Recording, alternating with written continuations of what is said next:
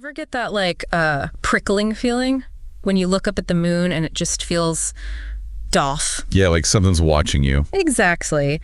And that unsettling feeling, that's what we're diving into today with The Moon That Ate Me. It's a story where, well, the familiar turns a little creepy.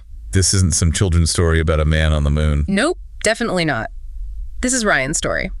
He's a young boy just enjoying his summer vacation when he starts noticing something strange about the moon. It seems to be, well, getting closer every night. We expect the moon to be this comforting constant in the sky, right? A source of light in the dark. So what happens when that familiarity becomes unsettling? Right. It's all about that growing sense of unease. At first, Ryan's parents just brush it off. They tell him it's just his imagination. But Ryan, he knows something isn't right. He starts to see these subtle changes, the moon's size, its shape, and it sends chills down his spine. Have you ever felt that way? Something's just off, even if everyone else is, you're imagining things. It's primal, that feeling. Being watched, or something is encroaching on your little world. And that feeling, it just gets stronger as the story goes on. Then one night, Ryan sees something truly unsettling.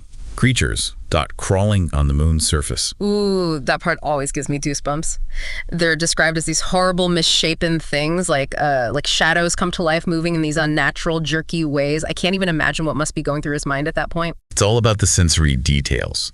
The author doesn't just tell us about the creatures. We feel how cold they are when they touch you. This icy burn. It makes you, the reader, feel both fascinated and grossed out at the same time. Absolutely. And just when you think it can't get any creepier, these creatures, they break into Ryan's room, they reach for him with these cold hands, and they take him. It's like the moon isn't just some background object anymore, right? It's like it's become this thing that can just reach down and grab you. Exactly. It becomes an active force in the story. Yeah. Not just observing, but consuming. And Ryan, he's just helpless against it, The creatures, they take him toward that massive moon, and you're left with this image of him being pulled into the night sky. So creepy. Yeah, it's like a physical abduction that represents this. Yeah. Psychological consumption. He's not just being taken away. It's like his sense of safety, his peace of mind. It's being devoured by fear.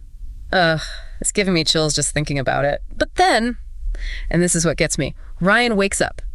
Just like that. He's in his bed, moonlight streaming through the window, and it almost feels like a relief. Oh, thank goodness it was just a bad dream. But then... The footprints, right. The footprints burned right into the windowsill. These tiny, creepy footprints that are proof something impossible happened. I think that's what makes the story so effective. The open ending. It leaves you with that unsettling ambiguity. Makes you question what's real, Totally. Was it a dream or something even more sinister? Ugh, it messes with your head. And what about Ryan? Does he ever really escape that feeling of being watched? Makes you wonder. Yeah, that's the thing about fear, isn't it? It can linger long after the threat is gone. And what's so clever here is how the author takes this familiar, comforting image, the moon, and turns it into something terrifying. Makes you re-examine your own relationship with things, It really does. It's like the story's saying that even in the most ordinary things, there's the potential for something extraordinary, even scary, to emerge.